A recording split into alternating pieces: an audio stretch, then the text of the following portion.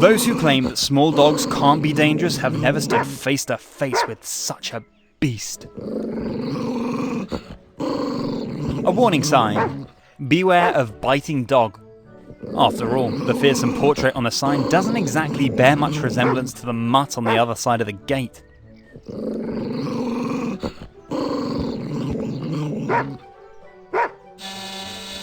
Hello, this is Scott Whiskers from the City Animal Shelter. It's about their missing cat, Mr. Fumbleclaw. Hello? Can you hear me? Hello? Hello? Hello? Does this thing work? Talk to me! Oops.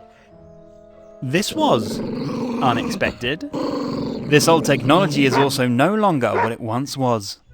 I better take the evidence of the mishap. My law professor calls this plausible deniability. How good that I at least paid attention in this lecture.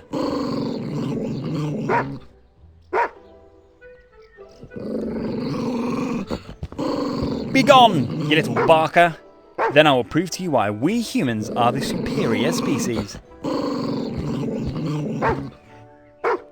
Who's a good stupid boy? Who's a good stupid boy?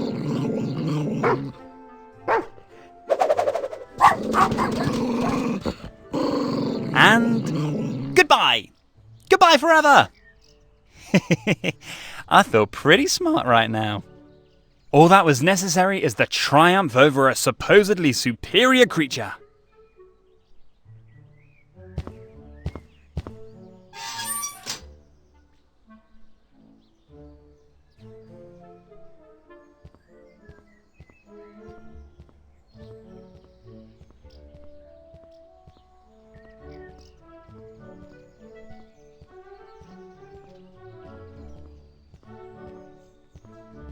That must have been when the gardener of this property slipped the lawnmower and milled the shape of the dollar symbol into the lawn.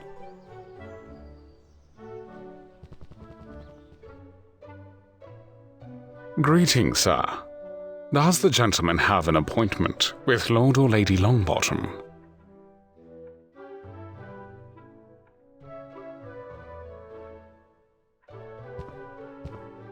I have this urgent request.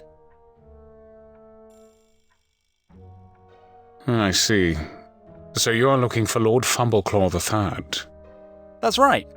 Son of Lord Fumbleclaw II and Lady Plushhair?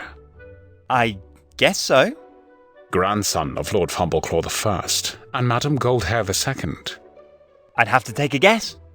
Grandson of the Duke of Worcester and Lady Plushnose V? That's a really good question. And Lady Longbottom's high hopes for winning the city's Ricky's Finest Noble Cat Beauty Pageant. May I ask what qualifications you bring to this demanding task? Lady Longbottom has the highest expectations of her servants. Servants? I'm not actually looking for work. I just want to help in the search of your missing cat. I see. So you are idealist, without interest in the lavish reward. That's remarkable. But what talents do you have in solving difficult puzzles? Lord Fumbleclaw has already disappeared for a week, and the time of the competition is getting closer. Puzzles? Well, dear Mr. Butler, let me tell you that I am an expert in solving difficult puzzles. For example, I'm one of the few who found the extremely hard-to-find can of gasoline in the classic Manic Mansion without a walkthrough or a call to the LucasArts hotline. Furthermore, I successfully managed to sell, a whole 3 leather jackets at the Castle Brunwell to the butler of the castle in 1938. Only a few can say that about themselves. Well, I honestly have no idea what the gentleman is talking about in particular. Also, you have held up amazingly well for a centenarian. But if you really could persuade a fellow colleague to youthful leather jacket fashion, you seem to be no stranger to difficult tasks. That indeed speaks of the gentleman. So, I think it would probably be in Lady Longbottom's interest to have an audience with you. The gentleman finds the lady in the living area of the mansion at the end of the foyer. Should it become necessary to speak to Lord Longbottom, you will find him upstairs in his study. But please, do not disturb him in his archaeological studies, unless it is an emergency. And last but not least, I would like to ask the gentleman not to disturb little Lady Susie Longbottom with her homework. As far as I know, the child is working on a complex experiment for chemistry class. Alright, then I'd better go and see Mrs. Longbottom right away and ask for the details of her cat's disappearance. Lady Longbottom. The mistress of the house is a lady. Please be careful to address her correctly at all times. If interested, I will be happy to send the gentleman a complete family tree to memorize in an email. Alright, whatever it takes to find Mr. Fumbleclaw. Lord Fumbleclaw, the third. I guess I shouldn't expect too much from a pizza delivery guy.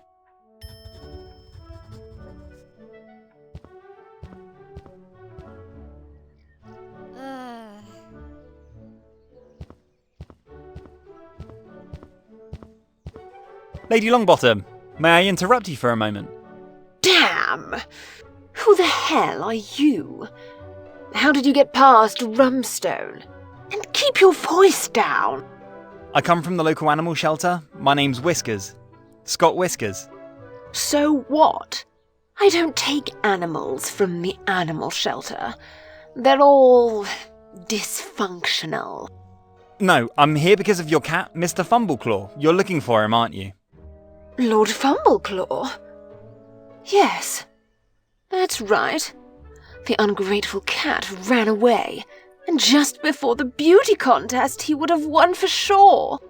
Well, I specialise in tracking down missing animals and would love to help. Can you possibly give me some details about his disappearance? I really don't have the nerve for that at the moment. I have just returned from the Sir Archibald Birmingham reception, with the bitter realization that the cheap booze served as champagne was not good for my nerves. Or to put it in your language, my damn head is throbbing, and your shrill voice doesn't make it any better. If you want to talk to me about my ungrateful cat, please come back in a few hours. I need my rest now. Alright, I'll get back to you later. I wish you a speedy recovery. Yes.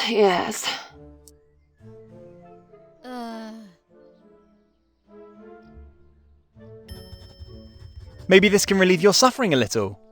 I have an opened pack of Pessarian headache tablets here. Syrian? Really? The cheap things are not my usual brand, but I think it will do.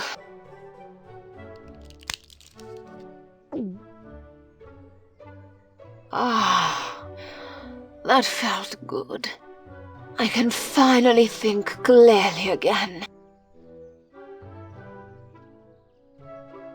Again, about Mr. Fumbleclaw? Lord Fumbleclaw, please! If you don't know the correct form of address for a cat of noble blood, we don't need to talk any further. Sorry, Lord Fumbleclaw, of course. It won't happen again. Good. So, what? You're from the local animal shelter? Correct, but rather on an unofficial mission. I found your leaflet in my boss's office and would like to help. I'm a big cat fan. Strictly speaking, even my best friend is a cat named Jim. And as soon as I have a bigger apartment, he'll move in with me. And until then, I visit him every day in the animal shelter and do my work there at the same time. All very interesting. But what exactly does your street cat have to do with my breeding champion? Well, I wouldn't know what to do if Jim suddenly disappeared. Surely you're devastated. I'd like to help with the search. Yes. Well, it is indeed a great drama. You can't even imagine it. The damn cat has been my great hope for winning the Ricky's Finest Cat Beauty Contest. And now, I don't even like to think about it. The competition will probably be won by Lady Beaufort's lice-ridden and extremely ugly cat. And I hate this person from the bottom of my soul. So all you care about is winning the competition? Don't you miss Lord Fumbleclaw a little bit? Missing? Well, my dear, I have a cattery of 53 of the noblest cats in the whole country, each one more beautiful than the other. And that is all that counts. The beauty. So, to answer your question, yes, of course I miss the stupid animal. I miss admiring the cat on the winner's podium. I miss the admiration of my rivals, all without a chance, of course. And I miss the admiring press reports which are full of praise for my victory. So, yes, I really miss all of that. I understand. Well, anyway, your motives are, of course, your business alone. For me, only the poor animal counts, and every lost cat is one cat too many. Get to the point. I have a couple questions for you. Let's hear it. Any idea where I should start looking? Well, Rumstone had the task of taking Lord Fumbleclaw to Ricky's pet salon a few days ago. You need to know that Ricky is a true artiste with scissors and hairdryer, and can conjure up insanely impressive hairstyles, even from the most matted hair. And until the big day of the announcement of Lord Fumbleclaw's victory, it was urgent to get the cat in shape. And so Rumstone took the cat to Ricky's and also picked him up. No, he dropped him off at Ricky's in the early morning hours, and was supposed to pick him up in the late afternoon, after the work was done. And I guess that didn't happen. Rumstone was there at the pickup time to collect my beautifully groomed animal, but only to receive the bad news from Ricky that Lord Fumbleclaw was nowhere to be found. Ricky only briefly left the salon for a smoke break, leaving the cat alone for 5 minutes. Whoa, that's bad. Bad? This is a disaster! And if I don't find my cat by the competition, I'm going to sue Ricky to the last hairpin. That much is for sure. So I guess I'd best start looking at Ricky's pet salon. Yes, of course. Did you figure that out all by yourself? Why do you think I'm telling you this story? That's fine. Then I'd best be on my way right away.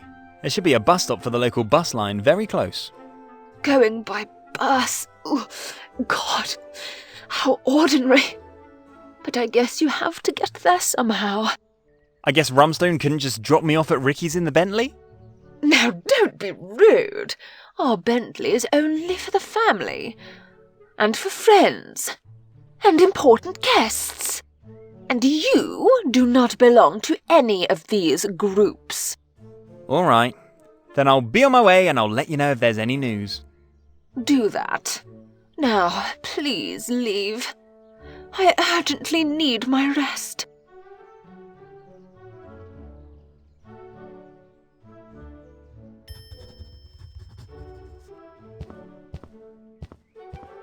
Lady Longbottom's already perfectly made up.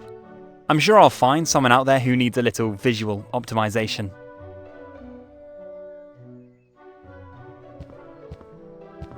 An old hat and a long whip at least as old.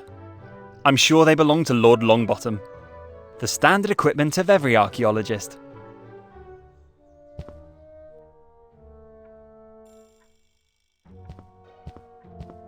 Yes, please. Can I be of service to the gentleman?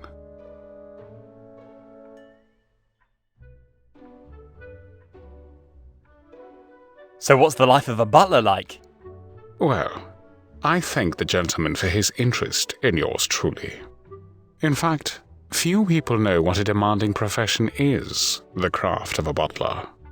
Yes, I deliberately say craft and not profession. At 4:50 a.m. in the morning, my alarm clock rings, and I start to take care of the needs of the gentleman. 4:50 a.m., of course, only on days when I was allowed to sleep in. I then spend the morning doing some of the following. Baking bread, fetching the newspaper, mopping the floor, doing the laundry, feeding the dogs, mowing the lawn, trimming the hedge, catching up on the latest gossip, cleaning the carpets, washing the windows, cleaning the brass and silverware, matching the clothes of the day for the lady and the lord, chasing away various sales representatives outside the gate, weeding the driveway, and pruning the roses, preparing a tasty and nutritious breakfast. Whew. Sounds like a full day. Day? It is then 9:35 a.m. at the earliest.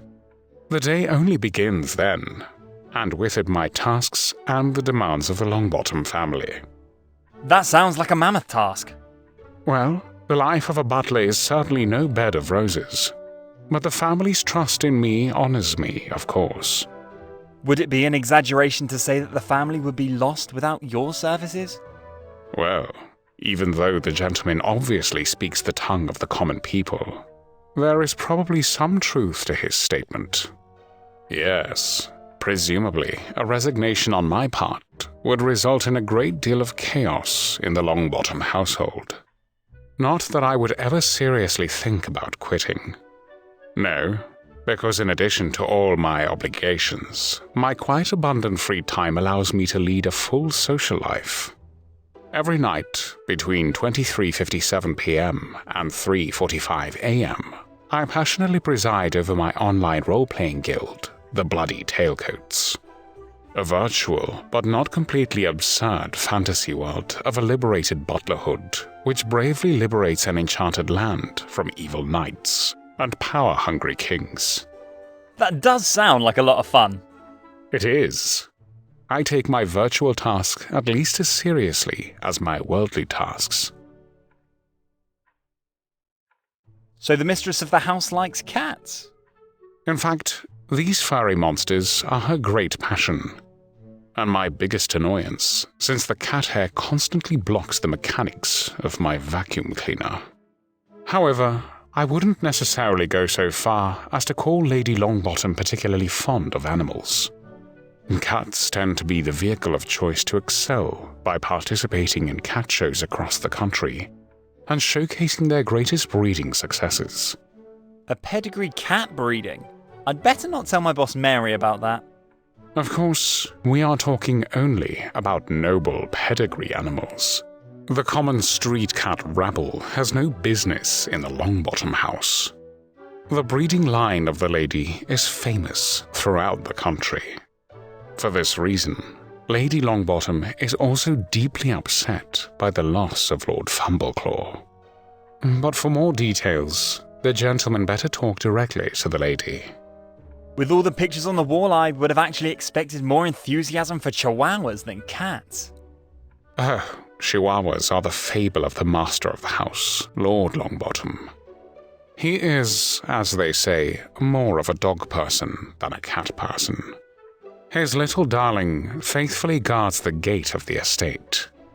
And when I think about it, I'm surprised that the gentleman is standing here in front of me now, at least unharmed and without bloody calves. A guard chihuahua at the front gate? I'm sorry, I don't know anything about that. Since the bell was apparently missing, I thought I could just enter the property. Very strange. The estate is indeed quite extensive, and the legs of the chihuahua are frighteningly short. But why was the bell missing? We recently had a state-of-the-art video intercom system installed on the pillar of the gate. I'm sorry, judging by the hole in the pillar, some vandal probably stole it with brute force. And I suppose I'd better talk to the lady about Mr. Fumbleclaw right away. Still, Lord Fumbleclaw. I kindly ask the gentleman to finally memorize that. The lady insists on it. Lord Longbottom is really a real archaeologist? I say, Lord Longbottom is one of the most famous archaeologists in the Native American field. He holds a permanent professorship in archaeology at the renowned Oxford University, and regular excavations and expeditions take him to South and North America. Lord Longbottom is, as they say, a real thoroughbred archaeologist, and this already in the third generation. That sounds fascinating. Personally, I'm a bit of an amateur archaeologist myself, albeit primarily in my video games. I regularly lead expeditions to distant Egypt or Vikingen. I am pretty sure there is no such thing as Vikingen. Of course. Vikings had to come from somewhere, right? I think I'd better have this technical discussion with Lord Longbottom.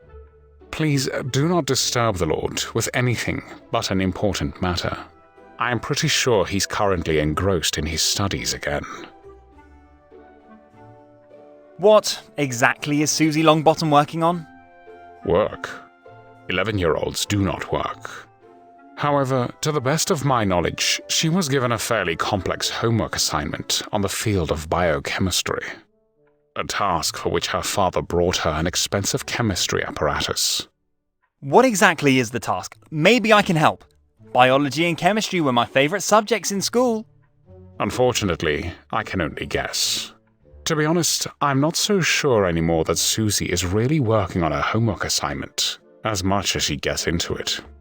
For weeks, she has been tinkering with some chemical formulation. For weeks? I mean, what homework takes that long?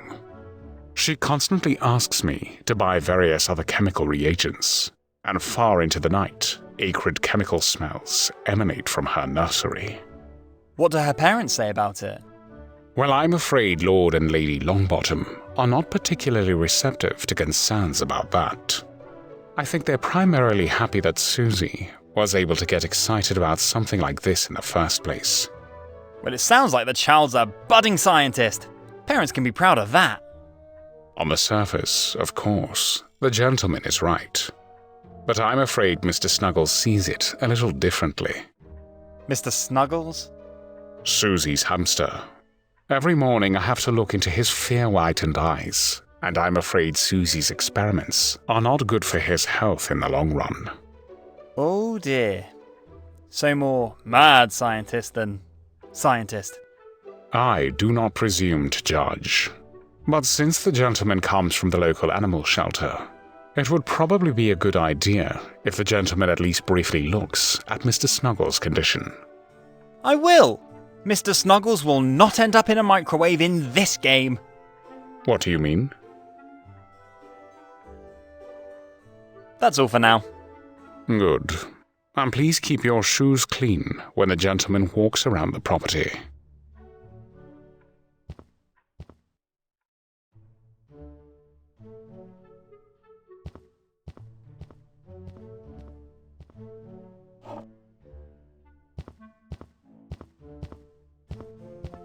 Lord Longbottom, may I interrupt you for a moment? I didn't order a pizza. I'm sure it's for my wife or Rumstone. Pizza? I don't deliver pizza. I want to help find Mr. Fumbleclaw. Lord Fumbleclaw? You're talking about my wife's cat, that walking bedside rug. Your wife? The cat! The animal has so much hair that I can't get closer than 5 meters without my allergy kicking in. Right. I found your leaflet with the missing pet ad at the local animal shelter and would like to help with the search. That is very commendable, but I'm afraid I cannot contribute much. I usually avoid my wife's hairy hobby. My allergy will kill me otherwise. Personally, I prefer far more intelligent creatures. I assume you're talking about chihuahuas. I could admire your paintings downstairs in the foyer. That's right. Personally, I have only 2 great passions: archaeology and my little Rufus, a direct descendant of one of the noblest chihuahua breeds in the entire country, and my best friend. Only one chihuahua? Yes, of course. My wife has a whole army of hairy allergy donors. All I need is one true friend, and that's him, my Rufus. You should have met him at the front gate. He happily greets every guest. Sorry, I'm afraid not. Probably patrolling the other end of your impressive estate. Too bad. You would have liked him for sure. I'm sure of that. Is there anything else I can help you with? Are you sure you're not delivering a pizza? I'm starting to feel a little hungry. Do you need any help with your archaeology stuff? Help? You probably mean well, my boy. But your language suggests to me that you probably do not hold a PhD in archaeology, or have some other form of qualification in North American history.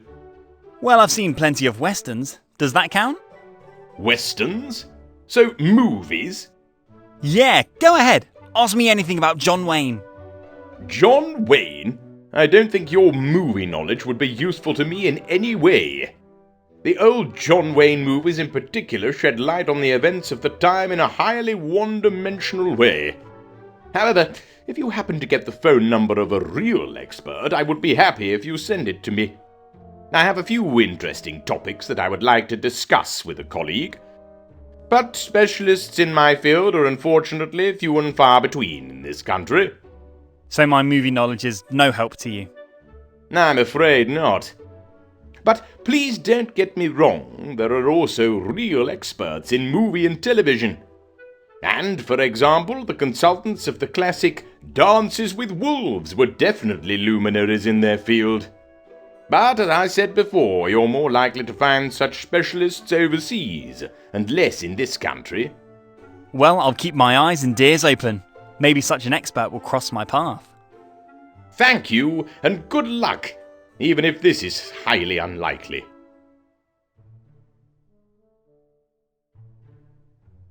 So, your hobby horse is archaeology? That's right. And without flattering myself, I would call myself the expert on Native American history. So you're a real, live Indiana Jones? You mean that movie hero? Well, even if his adventures can be credited with the fact that the youth increasingly deals with my profession, there's still quite clearly more fiction than reality. So you haven't opened the Ark of Covenant yet? No, and unless it was buried by the Incas or Aztecs, I probably never will. Pity. What about the Temple of Doom? Have you discovered it yet? The temple? Of what? I'm sorry, I don't know what you're talking about. Ever met a crusader? I'm afraid I'm 1,000 years too young for that. Possibly you've set foot in Atlantis? No, not yet this year. Or dug up a mysterious crystal skull somewhere? Behind me. There, on the shelf. Cool! May I ask why you're wearing this costume here in your estate?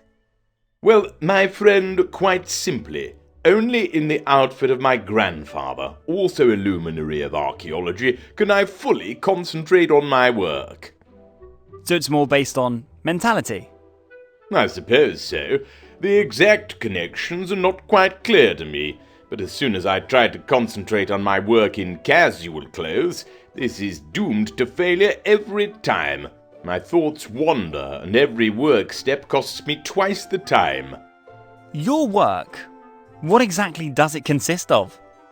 Well, I specialize, as my father and great-grandfather did, fully in the study of Native American history, both in the South and in North America. More than 1,000 years of history still holds many secrets, and especially the time before the discovery of America by the Vikings. I knew it! Still holds many secrets, and has hardly been explored to this day. But the period after Columbus landed in the Bahamas is also highly fascinating, and each of my trips to the distant continent rewards me with new, exciting insights. I know a pretty good movie about Columbus from 1992. And I must have watched Dances with Wolves 1,000,000 times. Not to mention, of course, Pocahontas on Disney Channel. So, in a way, I'm your colleague in the field of knowledge, only rather with a focus on synastic archaeology. Your enthusiasm for movie and television is honourable, but I'll be honest, I don't think much of popcorn archaeology.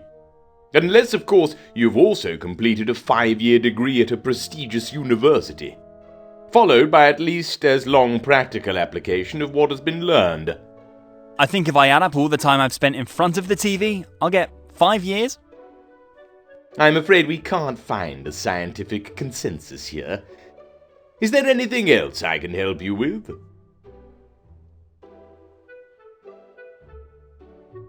About your cat, Mr. Fumbleclaw. As I mentioned before, I found your leaflet in the local animal shelter and would love to help find Mr. Fumbleclaw. Do you have any useful information in this regard? Well, my friend, as I mentioned before, I'm afraid I'm not much help to you. Due to my allergy to cat hair, I literally give my wife's hobby a wide berth. So Lady Longbottom would be the appropriate contact. That's right. You'll find my wife on the first floor, in the living area. Our dear Rumstone should also be able to help you if you get lost. Thanks for the tip. Is your wife that big of a cat lover? I like people who like cats. Well, my dear, I want to be honest with you. I'm afraid my wife is rather pragmatic about this. If it weren't for her years-long rivalry with Lady Beaufort, my wife probably wouldn't have one of those extremely hairy allergy donors. When Lady Beaufort won the local noble cat competition, Ricky's Finest, about 10 years ago, this awakened a competitive spirit in my wife that I had not known from her before. And shortly after that, the first allergy bug moved in with us. It sounds like you're not very enthusiastic about it. Yes, much to my chagrin, my wife quite quickly developed an amazing talent for standing up to her rivals' competitive successes. And every new victory at Ricky's Finest only encourages her to increase her breeding. I think that's a pity. In the local animal shelter, some cats are waiting for a new home, so why breeding? One four-legged friend would be quite enough for me. I see it very similarly. My little Rufus is completely enough for me. No cat in the world could replace this faithful soul. Good. I better talk to your wife about the missing Mr. Fumbleclaw. Do that, my dear. A quite laudable request. I wish you much success. I would be devastated if my Rufus suddenly disappeared. But fortunately our gate is always firmly closed.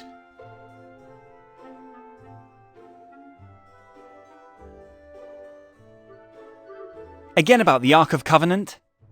My boy, I already told you that I don't know anything about it. Where exactly was it buried? Brazil? Peru? Mexico? Probably Egypt. Well, then I certainly don't know anything about it. Africa is rather the field of expertise of my esteemed colleague, Sir Francis. I'd be happy to send you his contact information. Well, maybe Egypt was a rough estimate. What do 1,000 or 2,000 kilometres of deviation in 5,000 years mean?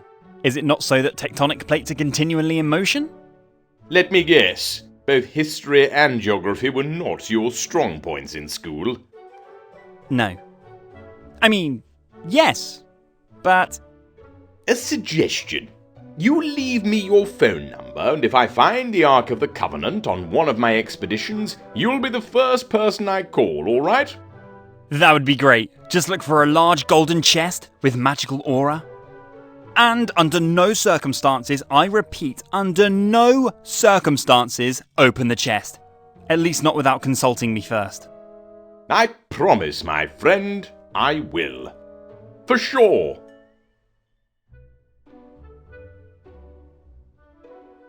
Again, about Atlantis? Do you, as a renowned archaeologist, have a rough idea as to where Atlantis is to be found? Ah, Atlantis, the holy grail of archaeology, and for half of my esteemed colleagues an insane fantasy, for the other half, the incentive of their profession.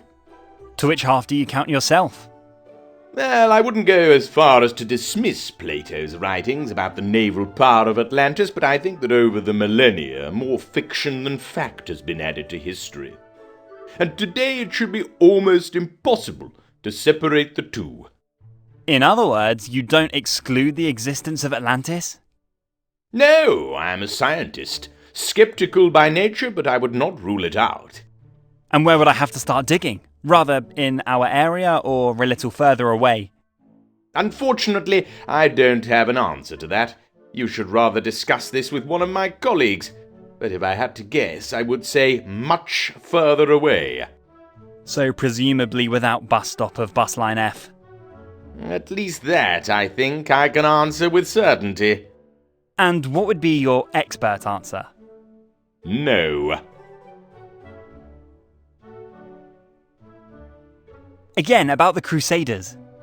Yes? What about them? Do you think that it's still possible they walk among us today? Possibly locked away somewhere in an old ruin? Well, that seems very far-fetched to me, even if you disregard the aging process of around 1,000 years.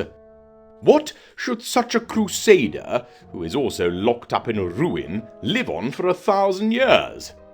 The life-giving waters of the Holy Grail. A diet of bread and water, locked in a ruin, and for 1,000 years? I'm afraid your wanted crusader has already been dead for 999 years and 350 days. If he still walks among us today, then at most is a vengeful spirit in search of his jailer. That's right. I hadn't thought of it that way. I'm glad that I could help you with this.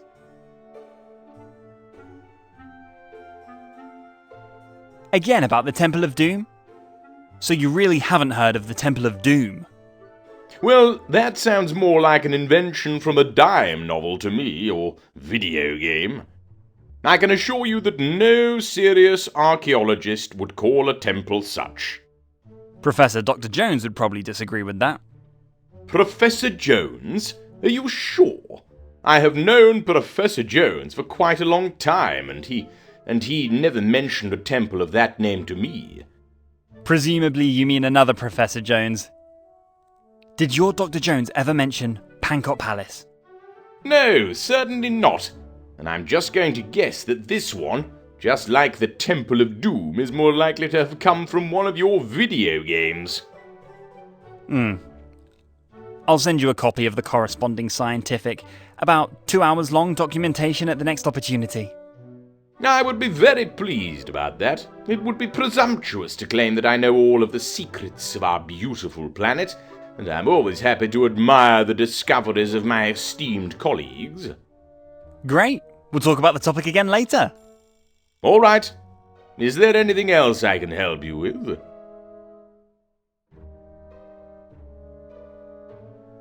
Again, about the crystal skull? You mean the one behind me on the shelf? Yes, exactly.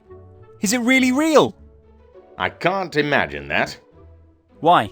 Because of the rather extraterrestrial seeming head shape and your slander of the consequences resulting from it? No, because I bought it at a flea market in Mexico City. Yeah, but still. And because it's made of plastic. Oh. I see. Too bad. Sorry to have disappointed you, but in any case, I admire your apparently boundless imagination. That's all for now.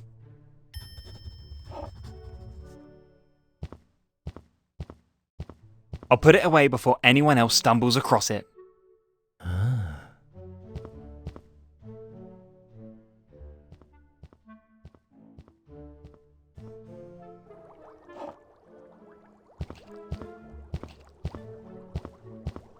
I used to have a whole army of hamsters in my children's room.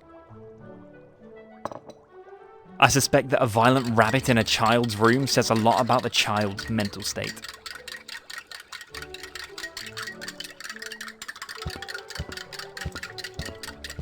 A white fluffy cat made of plush. Who are you? Don't sneak up on me like that. Did I order a pizza? You're the new pizza boy, aren't you? No. I'm Scott, the new boy from the local animal shelter. Animal shelter? Why animal shelter? I have not ordered a new hamster yet. You can't order hamsters from us. Why would you even want to? Does your little friend over there need a playmate? No, I'm working on a project, and that requires hamsters. You mean you have a homework assignment? Should you write an essay about how much you love your hamster? Nonsense. I'm planning the biggest monster movie ever, and before filming can begin, I need, well, a monster. So you see your hamster as a monster? Isn't he much too cuddly for that? Now you've finally understood my problem. Our previous pizza boys were not that clever. I'm not a... Mr. Snuggles is way too fluffy for my movie. I need a real monster. Can't you just use a creepy Godzilla rubber doll for your movie? A doll? Godzilla?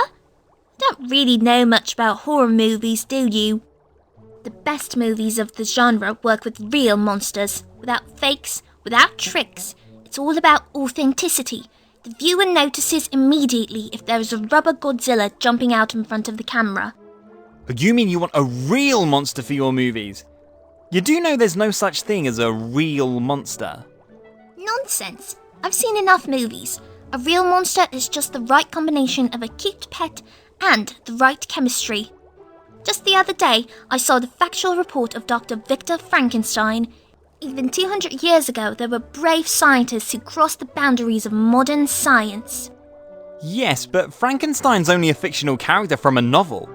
He's not real. You really have no idea. I have seen at least 5 versions of this report. Do you really think that science has been wrong 5 times? And it was about the creation of a living human being. Total madness. All I have in mind is the transformation of a hamster into the star of my movie. Oh my. Well, that sounds cruel. Don't you feel a little sorry for your hamster? Why should I feel sorry for him? Mr. Snuggles will be the star of my movie. What greater honour could be bestowed upon a hamster? And probably he will also be the star of all sequels. There are at least 10 sequels in every good horror movie. I don't even dare to ask, but what are you working on there with the chemistry apparatus? The transformation of Mr. Snuggles? And again, you're right. You really are the smartest pizza boy I know. Yes, I am tinkering with a recipe to turn Mr. Snuggles into the monster he is meant to be. But I have not yet found the right recipe. And before I test it on Mr. Snuggles, it must be correct 100%. Unfortunately, I only have one hamster for exactly one attempt. Oh dear. Child, wouldn't you rather go out into the fresh air and play a little, catch butterflies or pick flowers? No time for this kind of nonsense.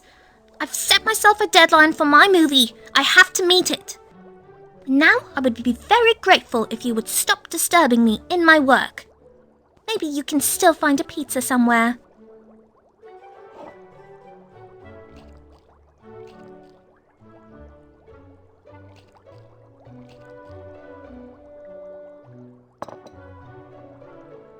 Feel a slight sensation of hunger. I'd better ask Rumstone for a snack.